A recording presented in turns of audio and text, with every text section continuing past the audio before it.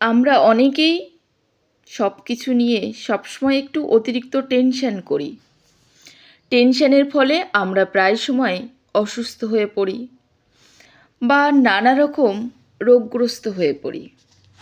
যারা অতিরিক্ত টেনশন করেন, আজ কথাগুলো শুধুমাত্র তাদের জন্য। সব কিছু তো আপনার নিয়ন্ত্রণে নয়, তাই সব কিছু নিয়ে আপনি চিন্তা করবেন না বা সব কিছু নিয়ন্ত্রণ করারও চেষ্টা করবেন না। যেটা যেমন চলছে সেটা তেমনভাবেই চলতে দিন। দুশ্চিন্তা কখনোই কোনো সমস্যা কমায় না, বরং বাড়ায়।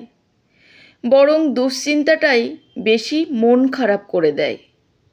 তাই মাঝে মাঝে মন খুলে হাসুন, দুশ্চিন্তা থেকে দূরে থাকুন।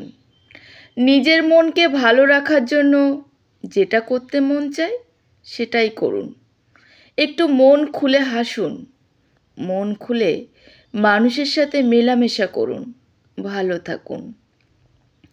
একদিনে হয়তো সব ঠিক হয় না, কিন্তু দেখবেন নিশ্চয়ই একদিন সব ঠিক হয়ে যাবে। এই বিশ্বাসটা রাখুন।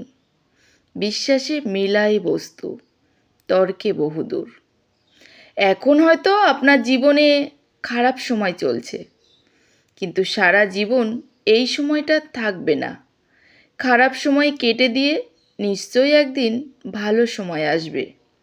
সেই সময়ের প্রতি বিশ্বাস রাখুন, ভরসা রাখুন। নিজের প্রতি একটু ধৈর্য ধরুন। সময় একদিন সবার জন্য ঘুরে দাঁড়ায়।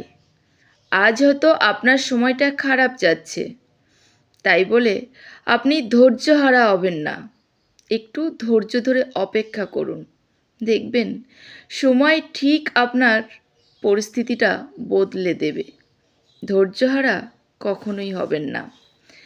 সবসময় নিজেকে মনে করিয়ে দিন আপনি পারেন, আপনি নিজেকে কন্ট্রোল করতে পারেন। নিজেকে এই ভরসাটুকু দান করুন যে আপনি পারবেন। অযথা ভেঙে পড়বেন না। কোনো কাজ করতে যাচ্ছেন, হয়তো একটি কষ্ট হবে, কিন্তু তাই বলে ভেঙে পড়বেন না। মনে সবসময় সাহস রাখবেন যে আমি পারবো, এটা আমার দ্বারা অবশ্যই সম্ভব, আমি সব কিছু করতে পারবো।